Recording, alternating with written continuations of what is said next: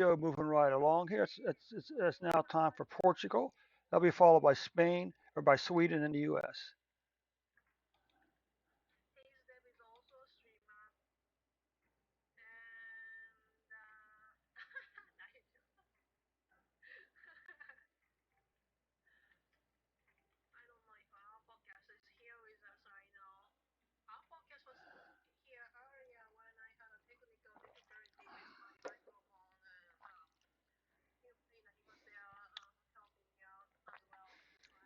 If you go and you follow me on YouTube, you'll see a channel. There's a lot of art tutorials on YouTube.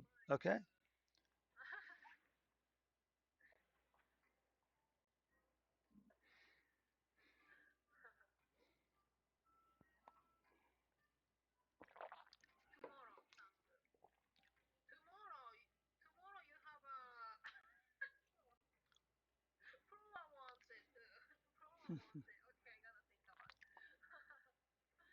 Okay, we're in Portugal now. Just take a look at Portugal.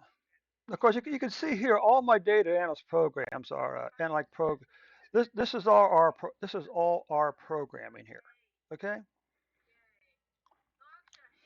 Not and it's not very complicated our programming either. I'm using a package called R Markdown to create an HTML report.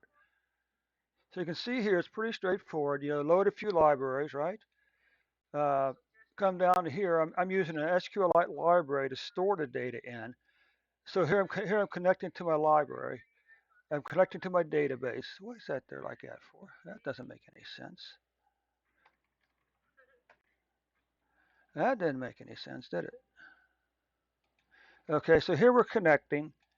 Here we're pulling out just the data for this is just a straight select statement we're passing to the database, and we're just pulling out the data for Portugal. This here is very simple. We're just converting the date column to an actual date type. This just cleans up column headings and names and stuff like that. Okay. Now we come down here and we're calculating the vaccinated. You know, again, this is straight math. The vaccination rate. The mutate is tidyverse. If you put tidyverse, this here we're using the forecast package to calculate a 14-day moving average for cases and deaths. This here is just a straight ggplot. Okay, two geom lines, one for average, one for daily. And that's from here on down. That's basically what it is. I do daily, weekly, monthly numbers for the countries I do. So let's go ahead and run this for Portugal.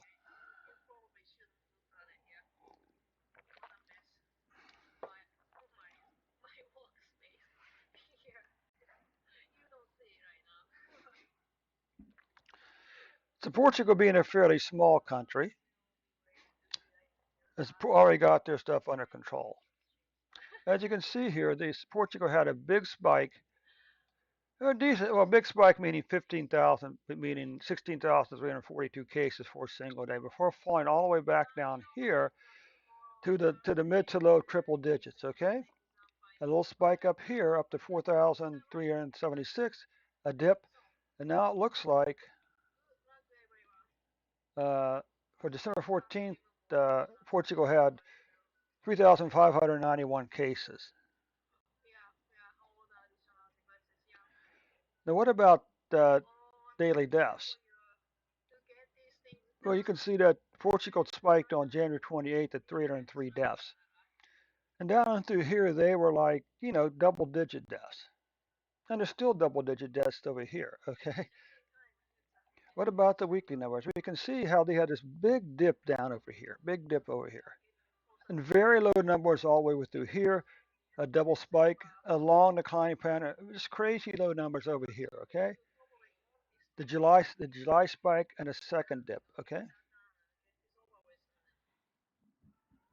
Oh, by the way, if you go to any of these streams, be sure to tell them I sent you, okay?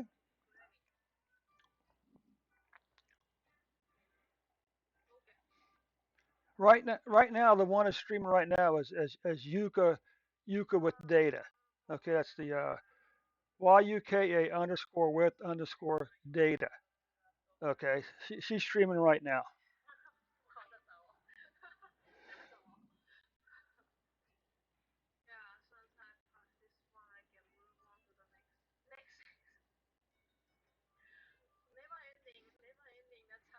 Okay, so these are deaths. Look how crazy though Portugal's deaths were. Okay, I mean, what can you really say? I mean, you can look at their monthly cases, and their monthly deaths are around 89,000. Monthly case 89,074 cases. Low, very low cases here. Nice declining fat. Any way you look at it, their cases are below 90,000 all the way over through here. Okay. What about deaths? Well, look at how crazy though their deaths are. This line here is 1,000 deaths for the month. Almost all this period, there are 500 or fewer deaths per month in Portugal right now. All right.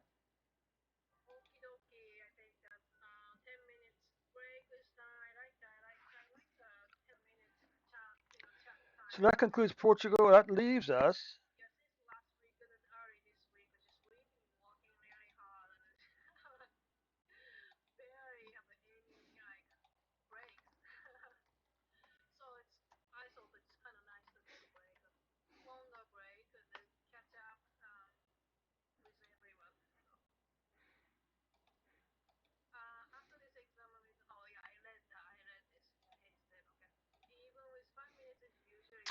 Okay, let's go over here now. It's just name. Let's fix Portugal here.